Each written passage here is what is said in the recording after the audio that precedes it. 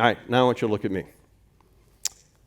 Here's the deal. Some of you have been deeply offended in your marriages. For some of you, it's that third kind of an offense. It's a major offense. You're still carrying it. And you're carrying it, and you're withholding the granting of forgiveness, and I get it emotionally.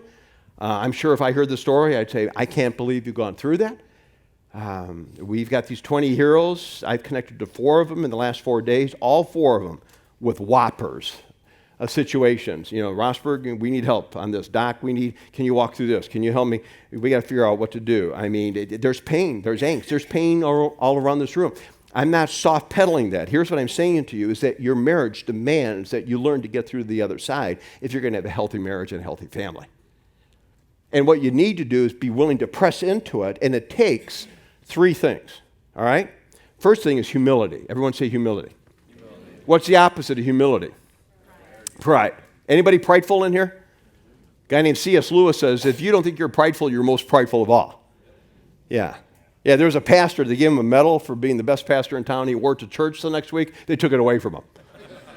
Yeah. See, humility, I mean, it messes your head up, okay?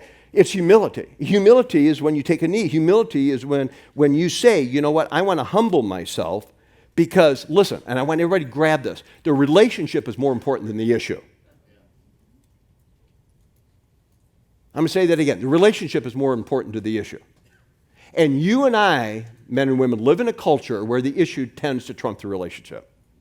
So when things get tough, what we do is we decide to go out the back door and we're going to try to find somebody else to meet our needs. The problem is you take yourself with you. And you get out there and it feels good for a while. I get that. I understand that. And you get out there for a while, but then you start to see the same patterns begin to come up. What I want to challenge you to do, and it's for your sake and the sake of the next generation, is you break through the pain of this deal, and you get through the other side of the deal. But that's going to take humility. Everyone say humility. It takes something else. It takes courage. Everyone say courage. Yeah. And what's the opposite of courage? Fear and being a coward. Now, I don't mean to dishonor. We're here to honor. It's honoring America's heroes. We're here to honor you.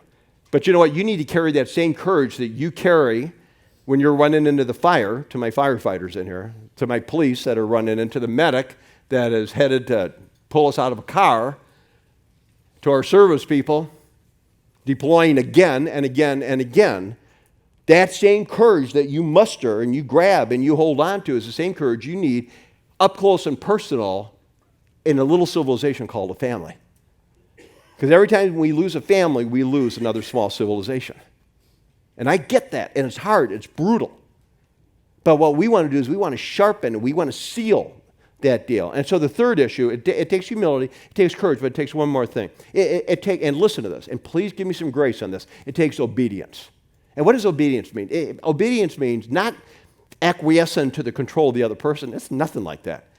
But it's saying that you find whatever authority in your life makes sense to you.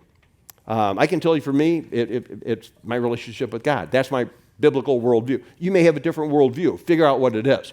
But you need to submit to something because I'm looking at you, and you're no different than me. You or I set loose are dangerous. Anybody agree with that?